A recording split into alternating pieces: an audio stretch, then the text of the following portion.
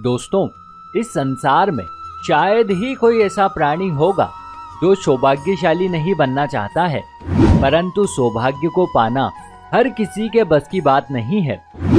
विरले ही लोग सौभाग्य को प्राप्त कर पाते हैं। परंतु एक बार श्री कृष्ण ने अपने प्रिय भक्त अर्जुन को सौभाग्यशाली होने का एक जबरदस्त उदाहरण दिया था, जिसका पालन करके कोई भी मनुष्य बहुत ही आसानी से अपने दुर्भाग्य को सौभाग्य में बदल सकता है। तो चलिए मित्रों, आज हम आपको विस्तार से बताते हैं कि श्री कृष्ण ने पार्थ के समक्ष कौन सा उदाहरण प्रस्तुत किया था। नमस्कार और एक बार फिर स्वागत है आप सभी का आपके अपने वीडियो कलश यूट्यूब चैनल पर।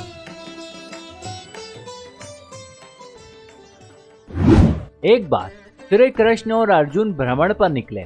तभी उन्होंने मार्ग में देखा कि एक निर्धन ब्राह्मण भिक्षा मांग रहे थे। इस पर अर्जुन को उस गरीब पर दया आ गई। उन्होंने उन्हें स्वर्ण से भरी एक पोटली दे दी, जिसे पाकर वे ब्राह्मण देव अति प्रसन्न हुए और खुशी खुशी अपने सुखद भविष्य के सपने देखते हुए घर की ओर चल दिए। किंतु उस समय दुर्भाग्य भी उनके साथ चल रहा था। राह में एक लुटेरे ने उनसे वो पोटली छीन ली, जिससे कि ब्राह्मण महाराज बहुत ही दुखी हुए और फिर से भिक्षावृत्ति करने लगे। जब अगले दिन पुनः अर्जुन की दृष्टि उन पर पड़ी तो उन्होंने उनसे इसका कारण पूछा। तत्पश्चात ब्राह्मण ने उन्हें सारा वृत्तांत सुनाया। उनकी ऐसी व्यथा सुनकर अर्जुन को फिर से उन पर दया आ गई और इस बार उन्होंने उन्हें एक मूल्यवान माणिक दे दिया। एक बार फिर से ऐसी अमूल्य भेंट पाकर ब्राह्मण महाराज पहले से भी अधिक प्रसन्न हो गए, लेकिन इस बार बड़ी ही सावधानी से वे उस माणिक को अपने घर की ओर लेकर चल दिए। फिर घर पहुंचकर उन्होंने एक पुराने घड़े में उस कीमती माणिक को चोरी हो जाने के भय से छुपाकर रख दिया और चैन की नींद सो गए। किंतु दुर्भाग्य ने अभी भी उनका साथ नहीं छोड़ा था। उसी समय उनकी पत्नी, जो कि नदी पर जल लेने गई थी, घर लौट आई, क्योंकि रास्ते में ही उनका घड़ा टूट गया था। अतः घर पहुंचकर वे उस पुराने घड़े को, जिसमें माणिक रखा था, ले जाकर नदी की ओर चल दी और फिर नदी में डुबोकर उसमें जल भरने लगी। लेकिन इस सब में दुर्भाग्यवश वो उस कीमती माणिक को जल की धारा में बहा देती हैं और इस प्रकार से एक बार पुनः वो ब्राह्मण महाराज निर्धन हो जाते हैं और अपने भाग्य को कोसते हुए भिक्षावृत्ति करने लगते हैं। पिछली बार की तरह फिर से जब अर्जुन उन्हें इस दरिद्र अवस्था में देखते हैं तो उनसे इसका कारण पूछते हैं। सारा वृत्तांत जानकर अर्जुन बड़े ही हताश होते हैं और मन ही मन सोचते हैं कि इस अभागे ब्राह्मण के जीवन में कभी कोई सुख आ ही नहीं सकता है। अब यहाँ से लीलाधर की लीला प्रारंभ होती है। वे बड़े ही हास्यप्रद ढंग से ब्राह्मण महाशय को 2 पैसे दान में दे देते हैं। इस सब पर अर्जुन बड़ा ही अचरज करते हैं और कहते हैं, हे प्रभु, मेरी दी हुई मुद्राएं और माणिक भी इस अभागे की दरिद्रता नहीं मिटा सकी, तो फिर भला आपके इन 2 पैसों से इसका उद्धार कैसे हो सकता है। ये सुनकर मधुसूदन मुस्कुराते हुए अर्जुन से आगे की लीला देखते रहने के लिए कहते हैं।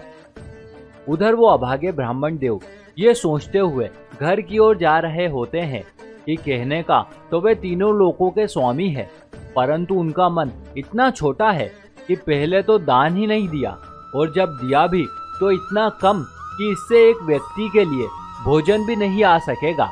पता नहीं प्रभु की ये कैसी लीला है। तभी रास्ते में उनकी दृष्टि एक मछुआरे के जाल पर पड़ती है, जिसमें एक मछली अपने प्राण बचाने के लिए छटपटाती रहती है।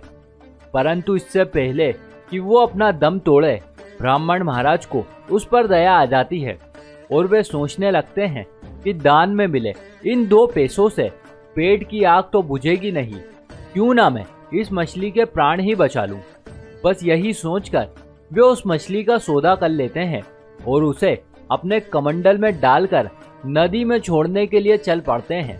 तभी अचानक से कुछ चमत्कार सा घटित होता है और वे देखते हैं कि उस मछली के मुख से कुछ निकला जो चमक रहा था। वो चीज कुछ और नहीं बल्कि वो माणिक ही था जिसे उन्होंने उस दिन घड़े में छुपाया था। इस सब पर ब्राह्मण महाराज की प्रसन्नता का ठिकाना नहीं रहता है और वे जोर जोर से चिल्लाने लगते हैं, मिल गया, मिल गया।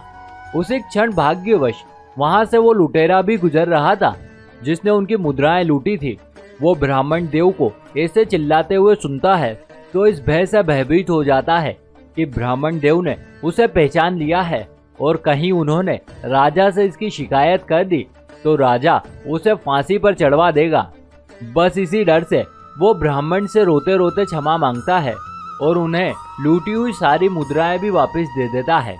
ये चमत्कार देखकर अर्जुन प्रभु के आगे नतमस्तक हो जाते हैं और कहते हैं कि हे प्रभु, ये आपकी कैसी लीला है। जो कार्य थैली भर स्वर्ण मुद्राएं और मूल्यवान माणिक भी नहीं कर सके वो आपके 2 पैसों ने कर दिखाया। इस सब पर देवकी नंदन कहते हैं कि हे पार्थ, ये अंतर सोच का है। जब तुमने उस निर्धन को थैली भर स्वर्ण मुद्राएं और मूल्यवान माणिक दिया तब उसने मात्र अपने सुख के विषय में सोचा, किंतु जब मैंने उसको 2 पैसे दिए तब उसने दूसरे के दुख के विषय में सोचा। इसलिए हे अर्जुन, सत्य तो ये है कि जब आप दूसरे के दुख के विषय में सोचते हो तब आपके मन में परोपकार की भावना होती है। तब ईश्वर भी आपका कार्य संपन्न कर रहे होते हैं और वे भी आपके कार्य में सहयोग करते हैं। तो दोस्तों, अब तो आप जान ही गए होंगे कि कैसे हम दूसरों का दुख दूर करके अपने दुखों से मुक्ति पा सकते हैं। इसी के साथ हमारी ये कथा भी यहीं समाप्त होती है। हम उम्मीद करते हैं कि आपको हमारी आज की जानकारी जरूर अच्छी लगी होगी। यदि आप भी इस विषय में कुछ एक सकारात्मक विचार रखते हैं तो नीचे दिए गए कमेंट बॉक्स के माध्यम से हमें जरूर बताइएगा। देखते रहिए वीडियो कलश यूट्यूब चैनल। आप सभी का बहुत बहुत धन्यवाद।